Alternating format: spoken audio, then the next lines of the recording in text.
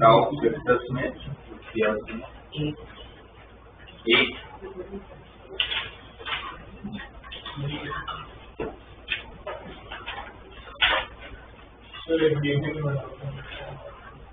ये इसके बाद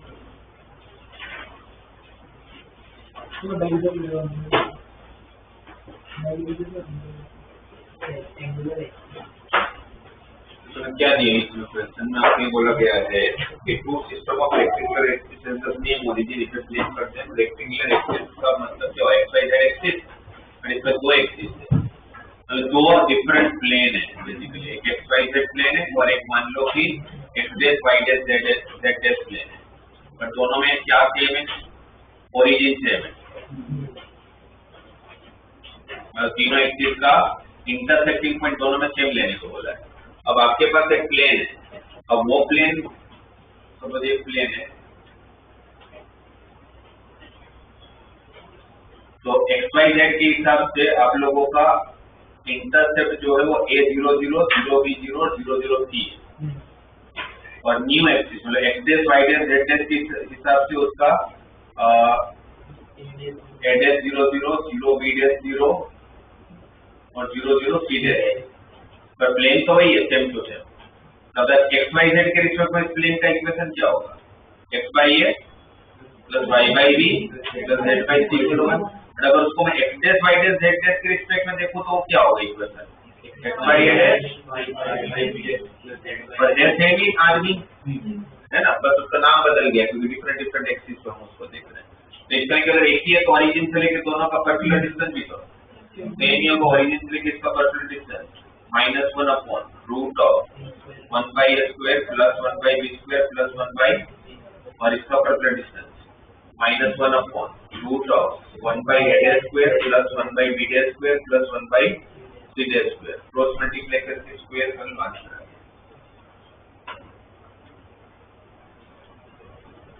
है ना। कौन सा आंसर देगा? डी वाला। क्रॉस मल्टीप्लाई करके सबको शिफ्ट कर लो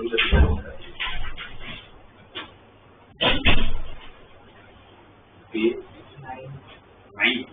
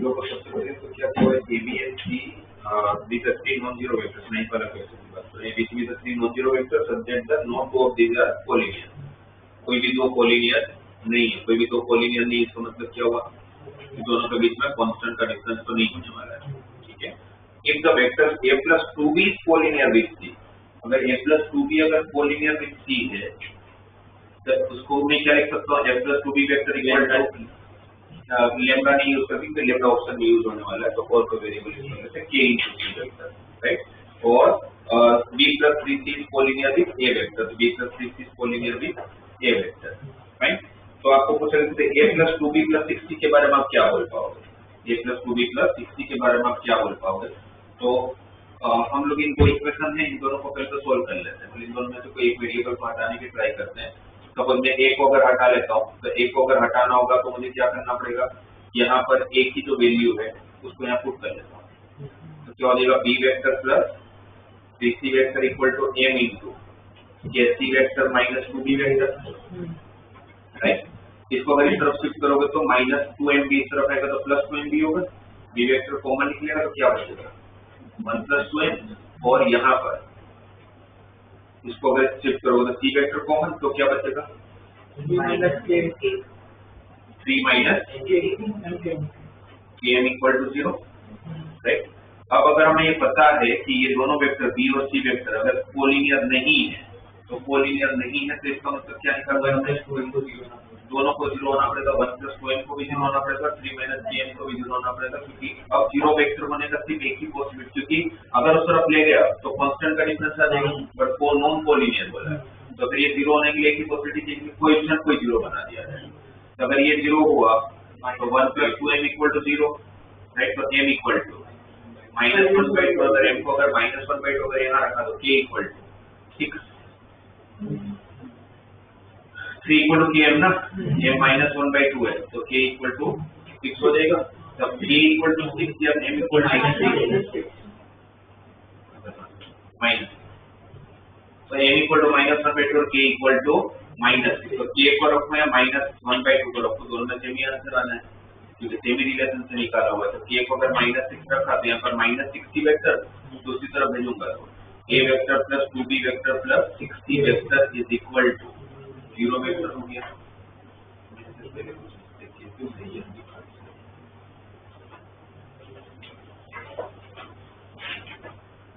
हाँ डीपी में काम कोई बोल रहे थे डीपीपी 1 का 3D का डीपीपी 1 का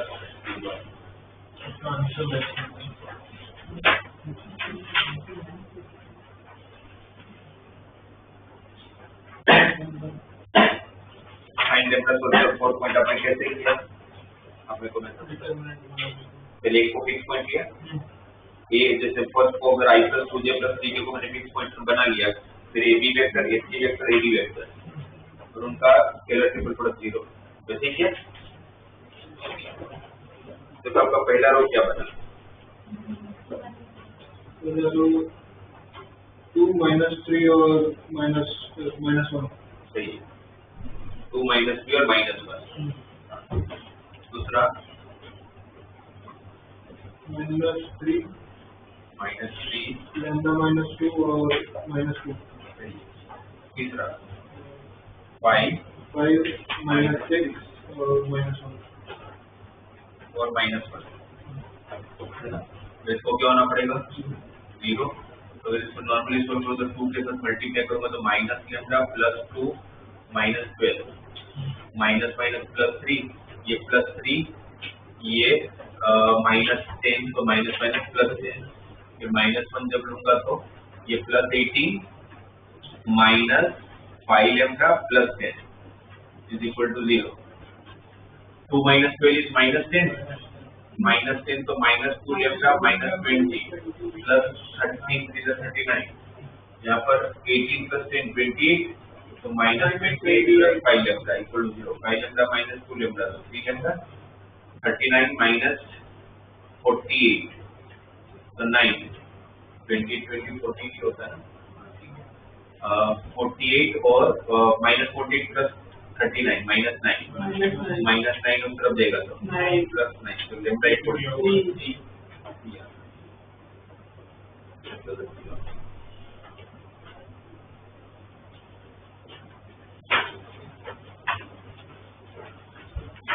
डीपीपी में डीपीपी क्या थी भाई में 499 डायरेक्ट नीचे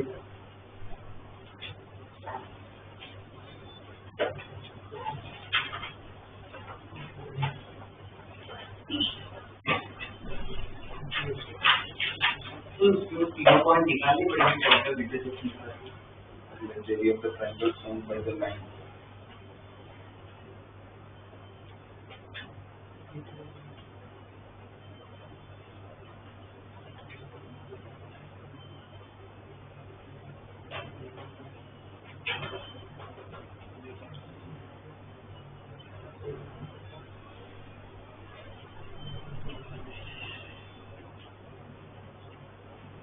पॉइंट निकाल के पॉइंट तो निकालनी पड़ेगी, हर लाइन का इंटरसेक्टिंग पॉइंट निकालना पड़ेगा आपको, जो मेथड है उससे, और फिर सेंटर साइड का क्रॉस प्रोडक्ट निकल जाएगा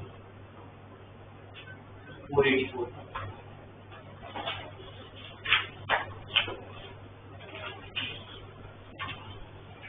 इसमें मेरा एंगल नेगेटिव है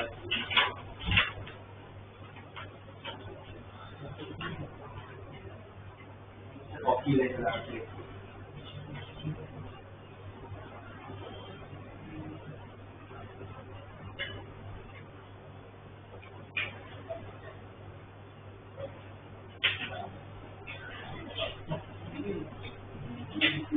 हमने क्या किया, डायरेक्शन क्वेश्चन वाला था यूज किया, एंगल एक्स एक्सिस के साथ कितना लिया आपने, थीटा 2 थीटा।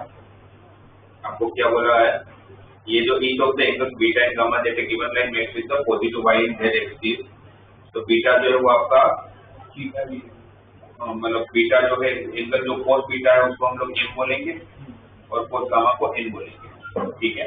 और x एक्सिस के साथ क्या रिलेशन दिया हुआ है, is half of the angle that this line makes with the positive axis, मतलब x एक्सिस के साथ जितना y और z एक्सिस के साथ जितना एंगल बना रहा है उसका हाफ बना रहा है,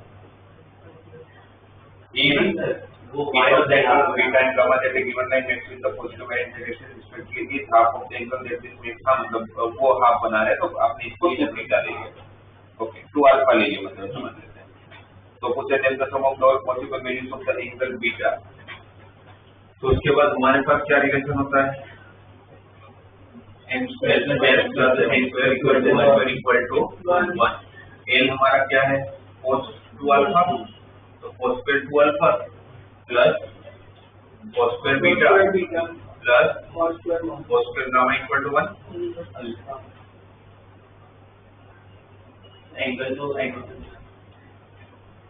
अल्फा क्यों 2 अल्फा है ना, तो वो दोनों भी अल्फा अल्फा हो जाएंगे बीटा और गामा, हम बोल लेते हैं वो खुद करते हैं, क्योंकि आप लोग को ये दिया है कि बीटा जो आप लोगों को y और z एक्सिस के साथ जो एंगल बना रहा है वो आधा है, किससे आधा है, x एक्सिस के साथ जो एंगल बना रहा है, अगर मैं x एक्सिस के साथ एंगल अगर अल्फा लेता हूँ तो y एक्सिस के साथ का एंगल लेना होगा, कितना लेना होगा अल्फा बाई 2, अगर मैंने इसको 2 अल्फा लिया तो ये अल्फा हो जाएगा, पहले बीटा था और वो बीटा अल्फा बन जाएगा, और z था वो गामा था वो भी अल्फा हो जाएगा, तो अब यहाँ पर वो पुट कर लेते हैं, तो cos square 2 alpha plus cos square alpha plus cos square alpha, तो cos square alpha equal to 1, अब cos 2 अल्फा की 2 cos, ये तो इसको अगर 1 को इस तरफ ले लूंगा तो 2 cos square alpha minus 1 is cos 2 alpha, क्या कॉमन, तो cos 2 अल्फा तो क्या बचेगा cos 2 alpha plus 1 equal to 0, cos 2 alpha equal to 0 और cos 2 alpha equal to -1, cos 2 alpha अगर इक्वल टू 0 होगा तो आप cos को क्या होना पड़ेगा, cos को 0 होता है 90, तो 2 अल्फा को क्या होना पड़ेगा 5/2, तो 2 अल्फा अगर पाई बाई 2 होगा तो alpha equal to pi by 4 और cos 2 अल्फा अगर -1 हुआ तो 2 अल्फा को पाई होना पड़ेगा और जो 2 अल्फा अगर पाई हुआ तो alpha equal to pi by 2 होना पड़ेगा। तो उसके अकॉर्डिंग तो बीटा और गामा अल्फा अगर पाई बाई 4 है तो बीटा कितना अल्फा अगर पाई बाई 4 है तो बीटा कितना होगा पाई बाई 8 गामा भी कितना होगा पाई बाई 8 और अल्फा अगर पाई बाई 2 हुआ तो बीटा कितना होगा पाई बाई 4 गामा भी कितना होगा पाई बाई 4 राइट। अब क्वेश्चन में क्या पूछा गया है sum of all possible values of the angle beta. Angle beta की जो भी पॉसिबल वैल्यू है जैसे पाई बाई 8 पॉसिबल है पाई बाई 4 पॉसिबल है तो alpha pi by 4 beta alpha ये अल्फा पाई बाई 4 और ये भी पाई बाई 4 और यहाँ पर पाई बाई 2 तो पाई बाई 4 प्लस पाई बाई 2 तो कितना हो जाएगा 3 पाई सर जब मैंने वो cos 2 थीटा को सॉल्व किया तो उससे मेरा प्लस माइनस बनाया इसको सॉल्व किया cos 2 अल्फा वो 2 अल्फा को ऊपर कर दिया cos 2 अल्फा को 2 cos स्क्वायर अल्फा -1 तो उससे प्लस माइनस वैल्यू है प्लस माइनस तो क्या है आपने cos 2 अल्फा को लिखा अभी बोलो कि cos 2 अल्फा को आपने 2 cos स्क्वायर अल्फा -1 लिखा उसका स्क्वायर किया फिर 2 cos square alpha equal to 1 किया फिर इस पूरे का स्क्वायर किया तो 4 cos रेज़ टू 4 अल्फा और इसके बाद cos स्क्वायर अल्फा को मैं ये ले लूंगा तो क्या हो जाएगा 2t - 1 का square plus 2t equal to 1 फिर ये 1 को इस तरफ शिफ्ट करूंगा तो 2t - 1 इक्वल टू 0 फिर 2t - 1 कॉमन तो बचा 2t - 1 प्लस 1 तो 2t इक्वल टू 0 तो t इक्वल टू 1/2 और t इक्वल टू 0 t इसको लिया था हमने cos स्क्वायर अल्फा को तो cos square alpha equal to 1/2 और cos square alpha equal to 0 तो cos स्क्वायर अल्फा 0 कब होगा जब अल्फा पाई बाई 2 होगा और cos स्क्वायर अल्फा 1/2 कब होगा पाई बाई 2 तो अल्फा इक्वल टू स्क्वायर जब हटेगा तो प्लस और माइनस 1/2 प्लस और 1 माइनस 1/2 होगा तो एक तो पाई बाई 4 हो जाएगा अगर माइनस 1/2 होगा तो लोगे तो pi minus pi by 4 3 pi by 4 होगा और आप बोलो कि फिर माइनस प्लस 1/2 और माइनस 1/2 दोनों लेके गया तो आप ये तो कोई एक डायरेक्शन में मूव करोगे ना दोनों डायरेक्शन में कैसे मूव करोगे ये तो दो पॉसिबल वैल्यूज होती है बट आपका ये प्लस माइनस आने का मतलब क्या आंसर क्या दिया 3 पाई बाई 2 किया 3 पाई बाई 4 दिया तो इसलिए वो प्लस माइनस का मतलब क्या 3 पाई में क्लॉकवाइज भी मूव कर सकता है और करते तो कोई एक ही तरफ होंगे तो पॉसिबल वैल्यूज दो होगा बट लेंगे फाइनली कोई एक ही वैल्यू इसीलिए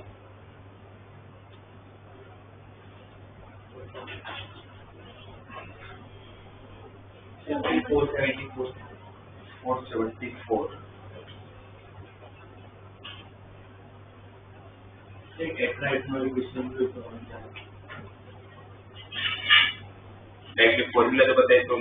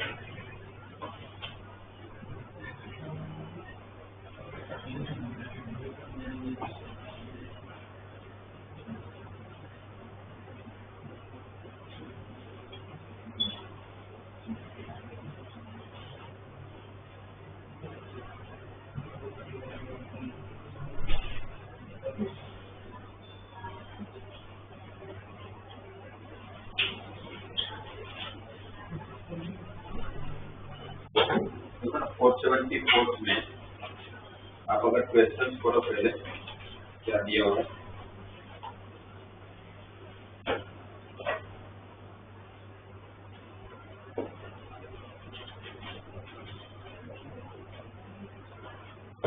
हमारे पास टेट्राहेड्रॉन का वॉल्यूम फाइंड करने की डायरेक्ट फॉर्मूला मैंने आपको बताया हुआ है, तो यहाँ पर टेट्राहेड्रॉन का वॉल्यूम नहीं फाइंड करना, आप लोगों को क्या फाइंड करना है, एरिया की बात हो रही है।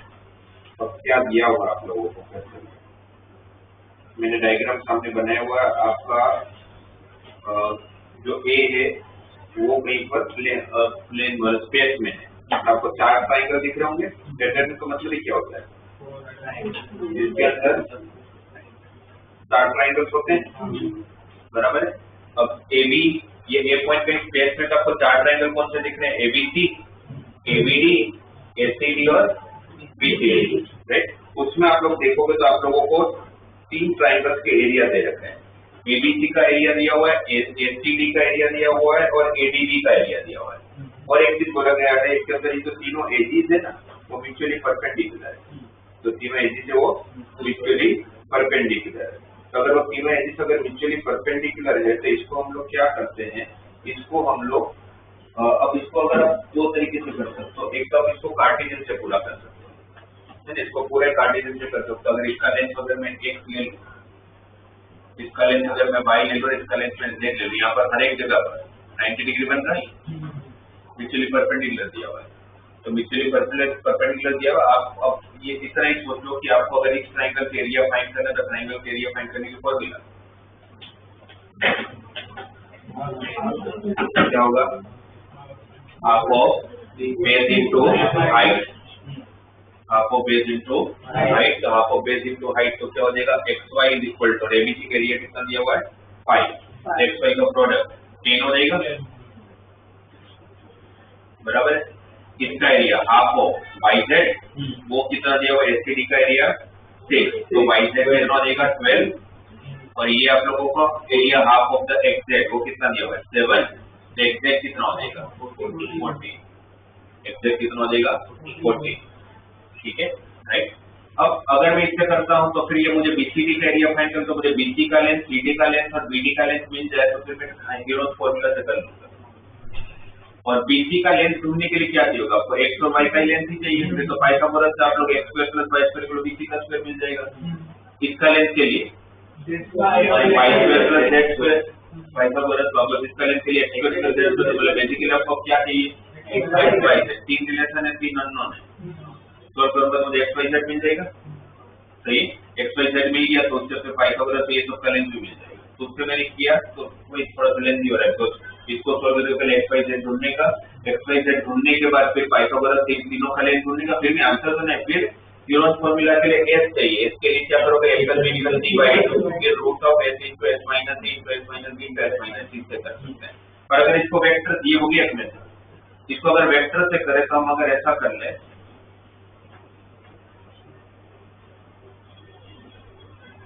इसको मैं एबीसी लेना है ना, इसको ए को मैं ओरिजिन मान लेता हूँ, तो उससे क्या होगा मेरे थोड़े वर्टेक्स थोड़े वेरिएबल्स कम हो जाएंगे,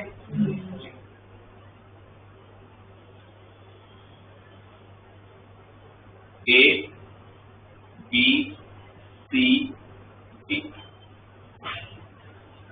तो फिर बी अगर एक्स एक्सिस पे है तो यहाँ का कोऑर्डिनेट ए कोमा 0 राइट, ये 0 बी 0, ये 0 ए क्या दिया हुआ आप लोगों को 0 बराबर। सबसे पहले एबीसी का एरिया, ए इंटू बी, इसके अंदर भी आपको वो तो ढूंढना ही पड़ेगा तीनों वर्टेक्स, मतलब बस इसमें मैंने एक्स वाई जेड की जगह पर एबीसी लिया, इसका एरिया क्या बोलोगे आप, AB equal to 10, AB equal to 10 हो जाएगा ना, half of AB equal to 5, इसका एसटीडी कितना दिया था 6, तो यहाँ पर क्या हो जाएगा बीसी इक्वल टू 12, और अगर इसका देखोगे तो एसटी इक्वल टू 40, इसको सॉल्व करोगे तो आपको एबीसी मिल जाता होगा। अब अगर एबीसी मिल गया मुझे मेरे पास, तो फिर अब मुझे लास्ट में ढूंढना क्या था बीसीडी का एरिया, तो बीसीडी का एरिया अगर इसको वेक्टर फॉर्म से अगर सोचूं तो half of the vector product of two adjacent side, तो टू एडजेसेंट साइड ले लूंगा तो बीसी और बीडी, बीसी क्रॉस बीडी, और बीसी तो फिर निकाल ही लूंगा, position vector of C minus position vector of B, और पोजीशन वेक्टर ऑफ बीडी निकालूंगा तो डी माइनस बी, तो ये ज्यादा इजी हो जाएगा, हीरोज फॉर्मूला तक जाने की जरूरत नहीं पड़ेगी। बट इसमें इतना काम इसमें भी करना पड़ेगा, कौन सा 3 वैल्यू ढूंढना होगा, बट फिर वो तीनों साइड निकाल के हीरोज फॉर्मूला लगाने से अच्छा है कि आप वेक्टर प्रोडक्ट करें, ठीक है।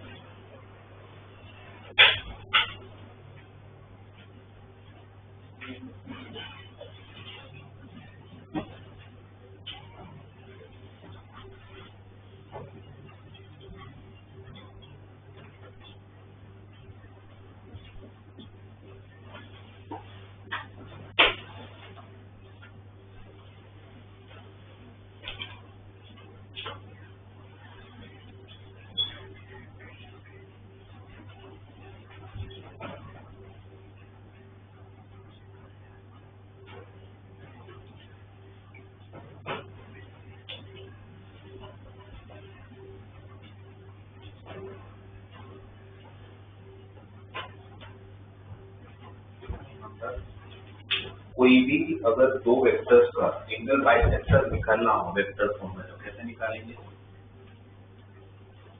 जैसे ए वेक्टर क्या दिया हुआ आप लोगों को? ए क्या दिया हुआ है? बी और सी का एंगल बाइसेक्टर है, A bisect angle between the B and C. अगर आपके पास अगर कोई भी दो वेक्टर्स है उसका एंगल बाइसेक्टर आपको निकालना है। बात हुई है हमारी, बी और सी है, इसका अच्छा एंगल बाइसेक्टर निकल, एंगल बाइसेक्टर भी दो निकलेंगे, दो एंगल होंगे ना बी और सी के बीच में, तो बी और सी के बीच में एंगल बाइसेक्टर फाइंड करो तो कैसे करेंगे?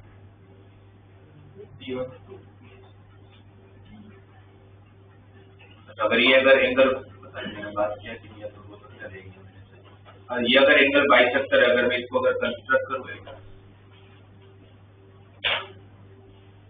और अगर एंगल बाइसेक्टर है तो ये थीटा और थीटा होगा, राइट? तो अगर ये थीटा और थीटा होगा तो ये जो आप लोगों का वेक्टर दिख रहा है ये वाला इसको आप क्या लिख सकते हो? C plus B vector, right? अब ये सी प्लस बी वेक्टर मतलब इसका जो डायगोनल बनेगा बी प्लस सी वेक्टर, ये तो हो जाएगा उसका ट्रायंगुलर लोकेशन। सर दूसरा क्या होगा? जो इसके पैरेलल होगा, राइट? अब ये तो मैंने कैसे इस केस में एग्जैक्टली इस थीटा थीटा में डिवाइड कर दिया है, मतलब मैंने मान लिया कि ये आप लोगों का एक रोम्बस है या पैरेललोग्राम है, राइट? अब हर बार तो ऐसा नहीं होता मैं जो कंस्ट्रक्ट करूंगा तो पैरेललोग्राम बनेगा, बट ये बोल सकता हूँ कि जो मेरा एंगल बाइसेक्टर होगा वो इसी को पैरेलल होता होगा। जैसे ये आपका एंगल बाइसेक्टर जो इसको पैरेलल होता होगा, तो पैरेलल होता होगा तो हमें क्या करना पड़ेगा? इसका डायरेक्शन सेम लेना पड़ेगा। डायरेक्शन सेम मतलब यूनिट वेक्टर से दोनों, अगर ये दोनों वेक्टर पैरेलल है तो दोनों का क्या सेम होगा? यूनिट वेक्टर सेम होगा। यूनिट वेक्टर सेम होगा तो इसका मतलब क्या होगा कि मेरा एंगल बाइसेक्टर जब भी मुझे फाइंड करना है, इसको आप ध्यान में रख लीजिएगा, एंगल बाइसेक्टर जब भी फाइंड करना हो कोई भी दो वेक्टर का, तो एक एंगल बाइसेक्टर आप लोगों का होगा बी अपॉन उसी का यूनिट वेक्टर प्लस सी अपॉन उसी का यूनिट वेक्टर, इसके डायरेक्शन में होगा, इसके डायरेक्शन में होगा। तो इसके डायरेक्शन में होगा तो कांस्टेंट का डिफरेंस होगा, राइट? एक एंगल बाइसेक्टर ये होगा, दूसरा angle bisector lambda upon B upon magnitude of P minus C upon magnitude of C. ये प्लस माइनस क्यों क्या समझ आया? ये दो डायगोनल की एक इंटरनल एंगल बाइसेक्टर होगा, एक एक्सटर्नल एंगल बाइसेक्टर। तो ये आप एंगल बाइसेक्टर के लिए ध्यान में रख लो, angle bisectors of B and C. B और सी का अगर एंगल बाइसेक्टर फाइंड करो तो लिख सकते हैं, राइट? अब अगर इस क्वेश्चन में ग्राफ लेकर के इस क्वेश्चन में आप लोगों को बी और सी दिया हुआ है, इस क्वेश्चन में आप लोगों को ऑलरेडी बी और सी मेंशन है, और आप लोगों को एंगल बाइसेक्टर कौन वो भी दिया हुआ है ए वेक्टर। तो अगर इस कंसेप्ट के हिसाब से अगर करो जो हमें कंसेप्ट आता है उसके हिसाब से अगर करें तो A vector is equal to lambda of, बस इसमें मैं अब तक ये सोच रहा था कि ये कैसे पता करूं कि इसमें कौन सा बाइसेक्टर की बात करें लोग, इंटरनल और एक्सटर्नल। तो वैसे कोई इन्फॉर्मेशन दिया नहीं था तो फिर मैंने दोनों करके देख लिया कि कौन सा मैच हो रहा है, तो एक्सटर्नल वाला मैच हो रहा था। तो बी वेक्टर अगर कुछ मेंशन नहीं तो फिर दोनों करके देखना पड़ेगा, ऑप्शन नहीं है। तो I cap plus J cap divided by √2 minus दूसरा क्या दिया था I cap plus J cap I cap minus J cap plus 4k cap divided by इसका मैग्नीट्यूड 3√2 √18 आ रहा था। इसका एलसीएम 3√2 तो 3√2 लोगे तो 3i कैप माइनस आई कैप तो 2i cap plus 3j cap minus plus 4j cap minus 4k cap divided by 3√2। ये किसका आंसर है ए वेक्टर का। बट ए वेक्टर उनकी हमारे हिसाब से ये है, बट उनके हिसाब से ए वेक्टर ये है alpha I cap plus 2j cap plus beta K cap. तो मैं अगर दोनों कंपेयर करूं तो जे कैप को कंपेयर कर सकता हूं जिससे लेमडा मिल जाए मुझे। यहाँ पर जे कैप का क्वेश्चन 4 लेमडा बाई 3√2, यहाँ पर जे कैप का क्वेश्चन 2, तो लेमडा कितना आ जाएगा ये 2 to the 4 तो 3√2 by 2। ठीक है सही है। तो लेमडा को अगर 3√2 by 2 रखा तो 3√2 कैंसिल, तो आप लोग का ए वेक्टर क्या आ जाएगा 2 डिवाइड में बचेगा ना, 3√2 कैंसिल होगा तो 2 अगर बचेगा तो यहाँ पर क्या बन जाएगा I cap plus 2j cap minus 2k cap, और ये आप लोग का alpha I cap plus 2j cap plus beta K cap. एक तरह से अल्फा की वैल्यू 1 हो गई और बीटा की वैल्यू -2 हो गई, और ये मेरा ए वेक्टर मिल गया राइट। अब ऑप्शन में देखते हुए आप ये ऑप्शन में a dot I cap plus 3 0 आ रहा है क्या, a का अगर i के साथ डॉट प्रोडक्ट करोगे तो क्या बचेगा 1 बचेगा। a इसका i के साथ डॉट प्रोडक्ट में क्या बचेगा 1, तो 1 प्लस 3 4, तो ये तो 0 नहीं हो रहा है। फिर a dot I cap plus 1 equal to 0, वो भी इक्वल था 1 प्लस 1 2 हो रहा है। हाँ अगर बीच में माइनस होता 0 हो जाता है। बट जब a dot a cap plus 2 किया तो a डॉट k कैप क्या होगा -2 प्लस 2 तो 0 आ रहा है। इसमें लोगों को मेंशन करना है तो कौन सा एंगल बाइसेक्टर है, बट ठीक है नहीं करोगे तो फिर दोनों से मैंने पहले प्लस वाला चेक किया तो मैच नहीं हुआ तो 0 माइनस वाला चेक करना पड़ा। 449 तो ये आप लोग ध्यान में रख लीजिए एंगल बाइसेक्टर 449।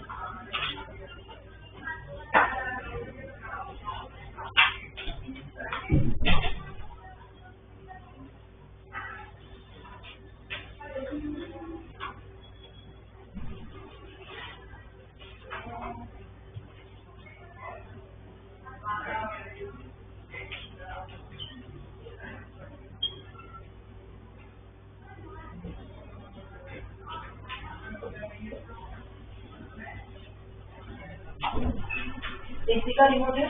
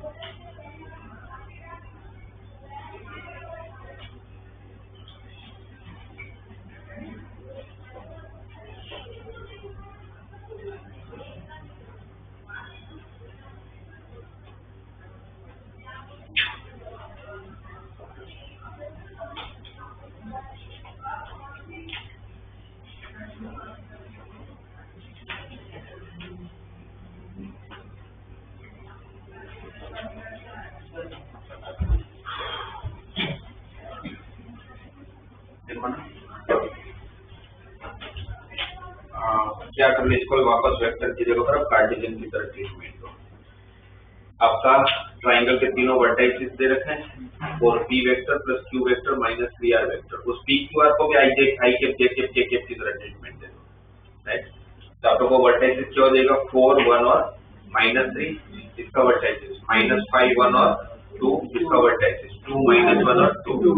इस ट्राइंगल का ऑर्थो सेंटर दिया हुआ है, सर्कम सेंटर दिया हुआ है, राइट।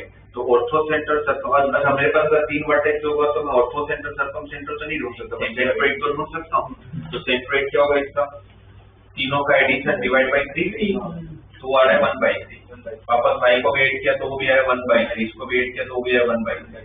अब सेंट्रोइड ऑर्थो सेंटर और सर्कम सेंटर को लेकर हमारे पास प्रॉपर्टी होती है, सेंट्रोइड जो होता है वो ऑर्थो सेंटर और सर्कम सेंटर के लाइन सेगमेंट को हमेशा हमेशा कोलिनियर होता है, कौन से रेशियो में डिवाइड करता है, 2:1। अब ऑर्थो सेंटर उन्होंने दिया हुआ है p/4 plus q/4 plus r/4, मतलब वो कोऑर्डिनेट क्या हो गया 1/4, 1/4, 1/4 और सर्कम सेंटर दिया हुआ alpha p beta q gamma, तो हो गया अल्फा बीटा और गामा, सही है।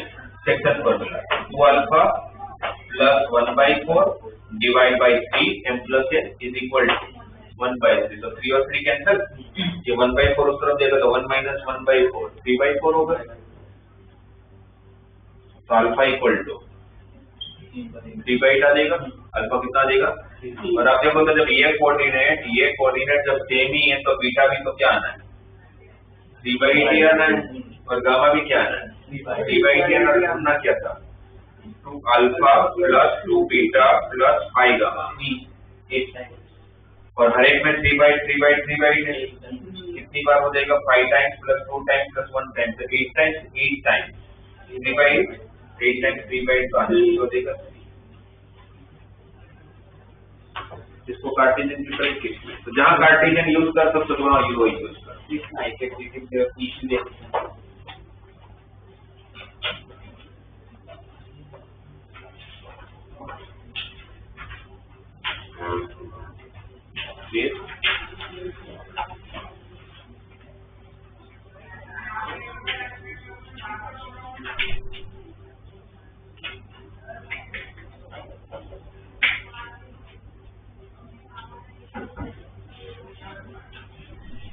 नेक्स्ट तो क्या होगा 29।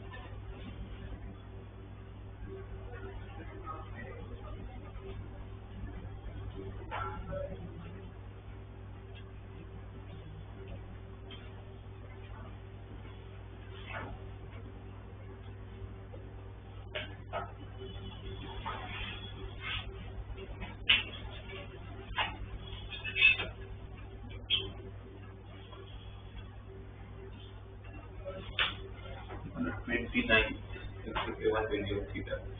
आपको क्या दिया? u and v are unit vectors and theta is the acute angle between them. Then 2u cap plus 3v cap को भी क्या होना है? यूनिट वेक्टर, मतलब 2u cap plus 3v cap का मैग्नीट्यूड क्या आना चाहिए? 1 आना चाहिए. 2u cap plus 3v cap कैसे ढूंढते हैं? डिटरमिनेंट कैल से. तो डिटरमिनेंट कैल से ढूंढेंगे तो सेकंड रो में से पहला रो i cap j cap k cap होता है, दूसरा रो जो होगा उसमें से ये 2 बाहर आ जाएगा, थर्ड रो में से ये बाहर आ जाएगा, डिटरमिनेंट होगा तो अलग अलग बाहर आएगा, तो बाहर क्या हो जाएगा? 6, अंदर क्या बचेगा? u cross v. u cross v की फॉर्मूला u का मैग्नीट्यूड, v का मैग्नीट्यूड और sin थीटा. u और v यूनिट वेक्टर दिया हुआ है, तो इससे बचा क्या? sin theta mod of sin theta. तो mod of sin theta equal to 1/6. अब sin थीटा वैसे तो mod हटता है तो प्लस और minus 1/6, but sin theta negative में जाने के लिए उसको कौन से क्वाड्रेंट में जाना पड़ेगा? थर्ड. तो 180 डिग्री से बड़ा हो जाएगा. और वैसे भी थीटा कौन सा एंगल दिया? Acute angle. तो sin थीटा 1/6 तो सिर्फ एक ही पॉसिबिलिटी होती है, ओनली एक्सेप्ट वन वैल्यू.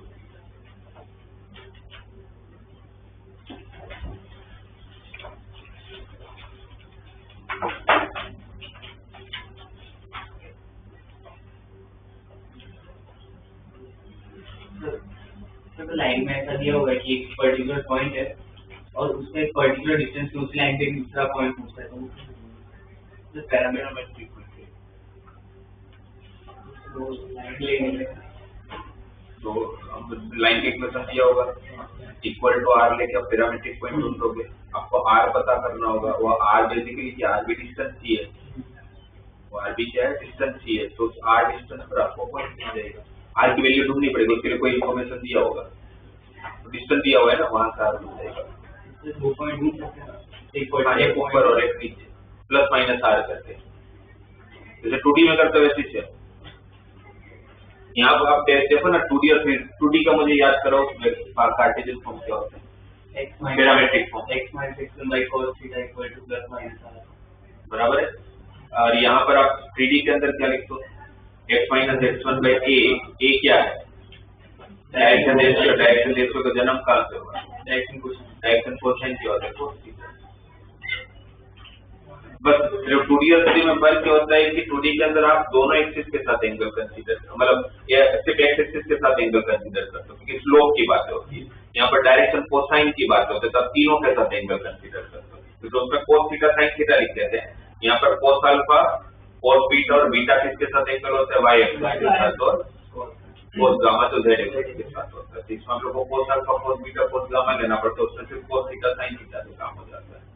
इतना फर्क होता है.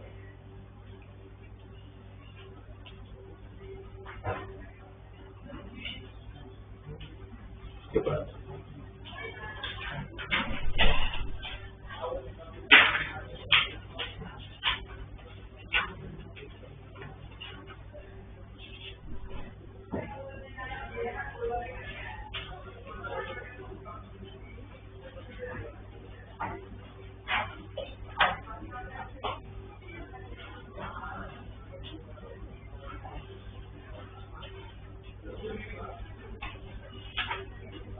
और कोई डाउट है इसमें?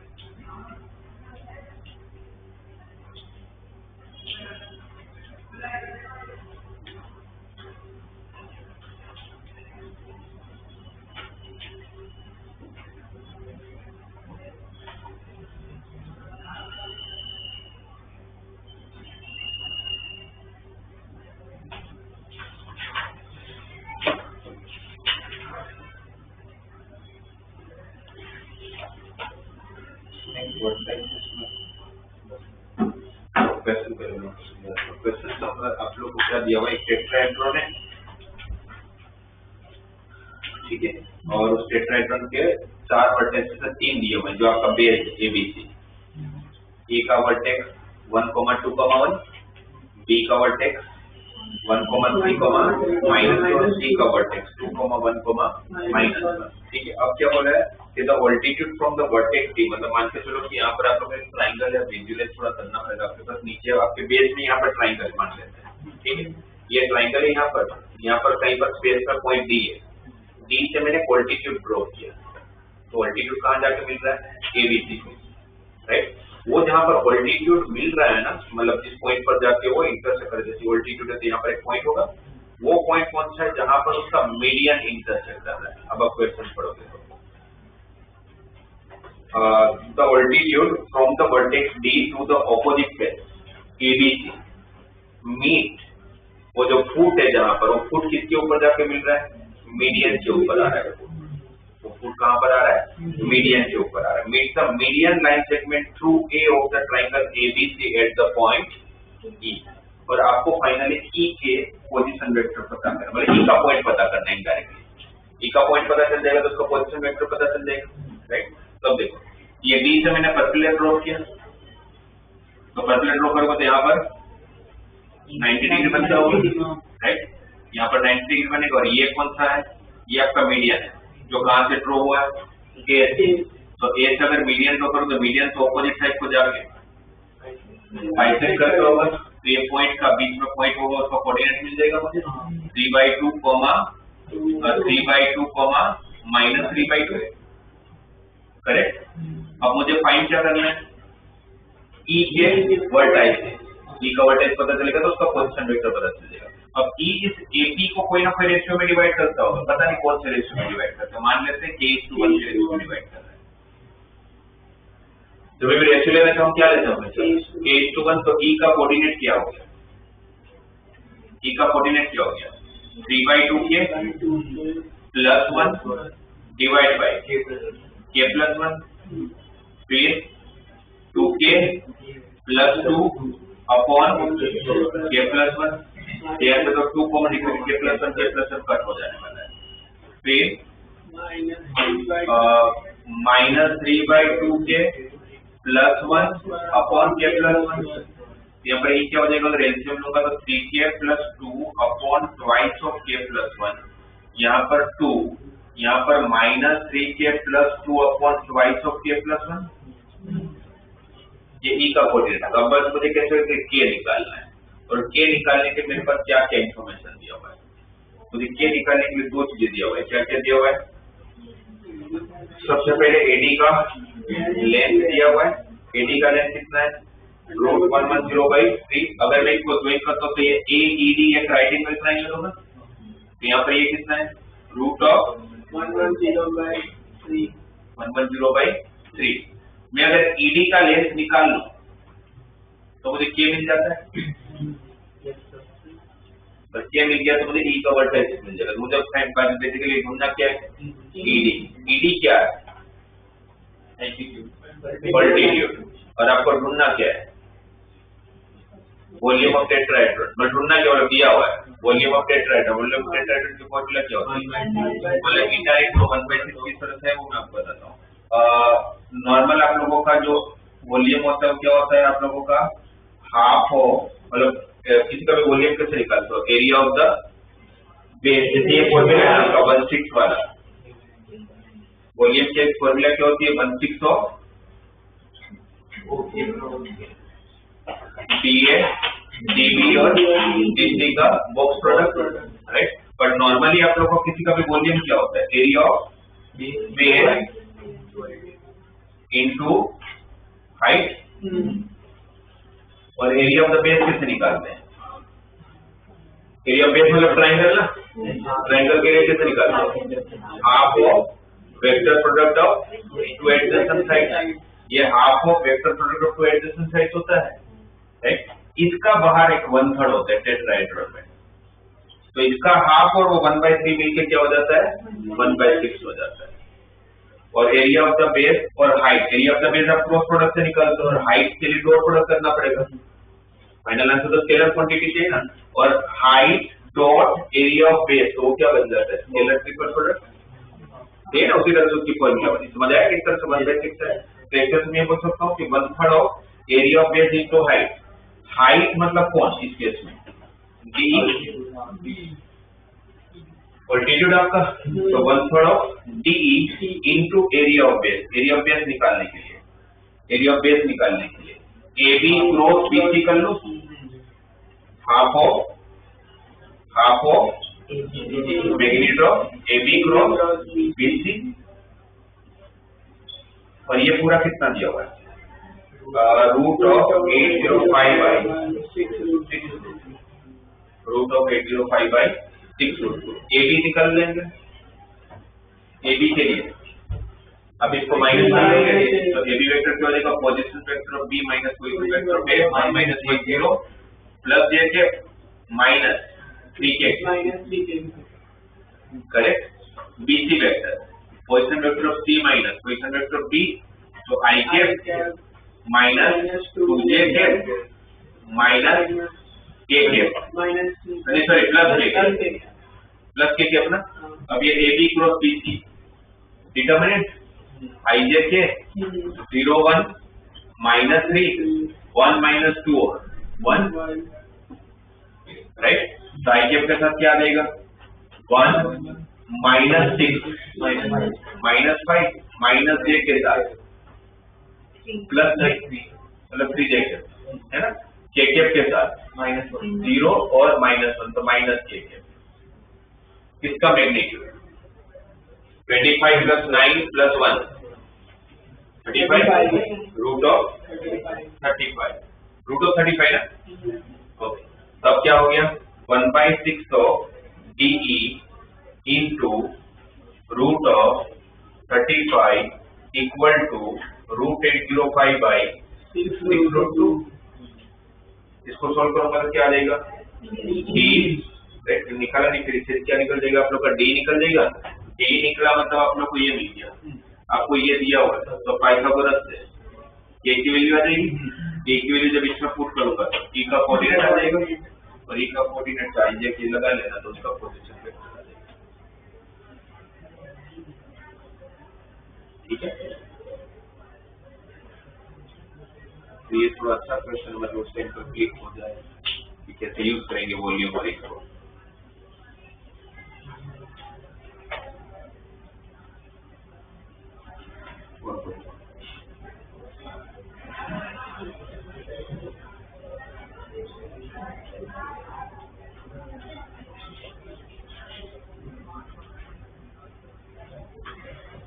और 66 कैसे करेंगे,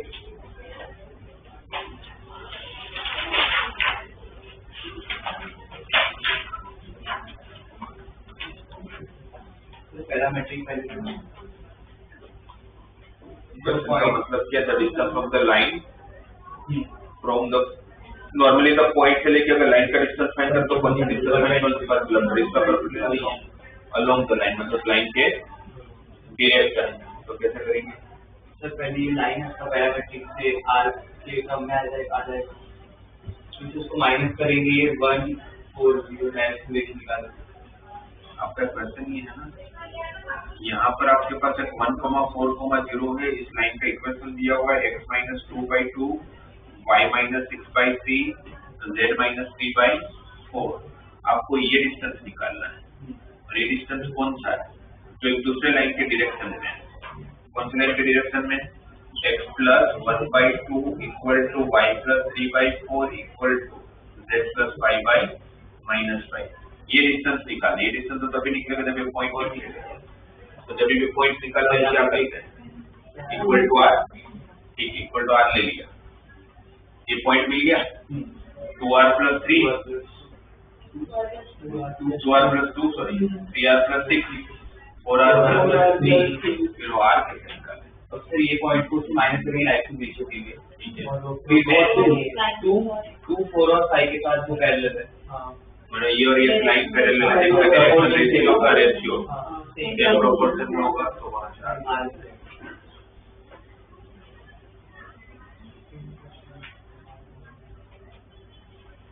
और अगर पर्टिकुलर डिस्टेंस निकालना होता तो sum of product of direction ratio 0। हाँ, तो फिर क्या करता है, यहाँ से पर्टिकुलर निकालना तो फुट निकालना पड़ता है। फुट निकालने के लिए इसका डायरेक्शन रेशियो और इसका डायरेक्शन रेशियो का प्रोडक्ट करता हूँ, 0 हो जाता है।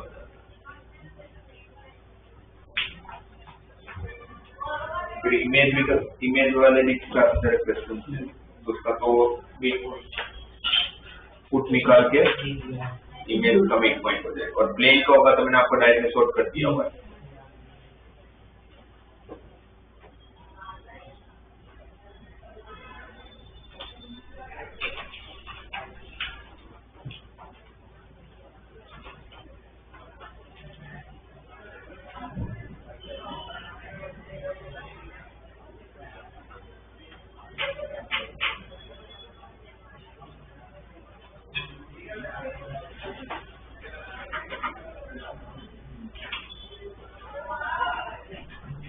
स्टेट के लिए लोग भी कर लेना, क्वेश्चन आएंगे तो वो चैप्टर नहीं कि उनके क्वेश्चन बन जाए। स्टेट के लिए तो बन ही जाता है, मेनली वर्ड वाला वो वेन डायग्राम से हो जाते हैं।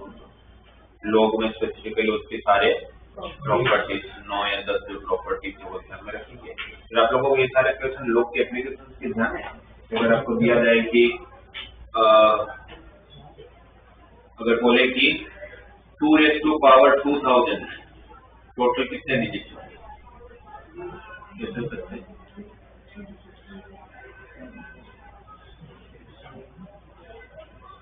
2⁻2000 का जो भी आंसर होगा उसमें टोटल डिजिट कितना होगा? तो लॉग अप्लाई करेंगे फिर जो आएगा उसको पावर 10 से देखेंगे। देखो क्या करना होता है, फिगो से 2⁻2000 तो मैं नहीं कर सकता। हम क्या करने वाले हैं, इसका आंसर कुछ तो होगा। तो सपोज दोनों तरफ लोग ले लेना, दोनों तरफ लोग ले लेंगे तो क्या हो जाएगा, log x = 2000 log 2 बेस 10 के साथ। इक्वेशन में बेस 10 लेना चाहिए, कैलकुलेशन में बेस 3 लेना चाहिए। log थोड़ी वैल्यू सबको याद करवाइए, log 2 और log 3 की। log 2 की वैल्यू 0.3010, राइट। तो 0.3010 into 2000, तो 3010 डिवाइड बाय 0, राइट। तो कितना दे रही है 602, तो 602 डिवाइडेड बाय 6020 डिवाइडेड बाय 10, तो 602 आ जाएगा पूरा। जब लोग बोला था 602, इसका मतलब समझते हैं। log x = 602 है तो x = np log of 602 होगा। अब देखो, अगर आप लोग को मैं बोलूं कि log 10 की वैल्यू कितनी होती है 1, log 10 की वैल्यू कितनी होती है 1, log 100 की वैल्यू 2, log 1000 की वैल्यू 3, राइट। तो यहाँ पर जब आप लोग का आंसर 1 है तो यहाँ पर जिसका log ढूंढ रहे हो उसमें कितने डिजिट है 2। जब आप लोग का आंसर 2 है तो आपके जिसका log ढूंढ रहे हो उसमें कितने डिजिट है 3। जिसका आपका 3 है तब जो नंबर है उसमें कितने डिजिट है 4। तो अगर यहाँ पर log x का आंसर अगर 602 है तो यहाँ पर कितने डिजिट होंगे 603। 2⁻2000 में जो भी आंसर हो तो नहीं फाइंड कर सकते, पर कितने नंबर ऑफ डिजिट्स होंगे। अच्छा, अब मन में डाउट आता है सर यहाँ पर 602.5 होता तो आपको जो इंटीजर वैल्यू वो देखना है 602.5 था, 602 को कंसीडर करोगे, उससे बढ़ा देना, ठीक है। इस तरह से मैं किसी के नंबर का कितने नंबर ऑफ डिजिट्स होंगे वो पता करना। बाकी लोग के अंदर और क्या आएगा, प्रॉपर्टी बेस्ड क्वेश्चन, एक एप्लीकेशन बेस्ड क्वेश्चन, बाकी इनइक्वालिटी के क्वेश्चन। तो उसके लिए लोग का बेस हमेशा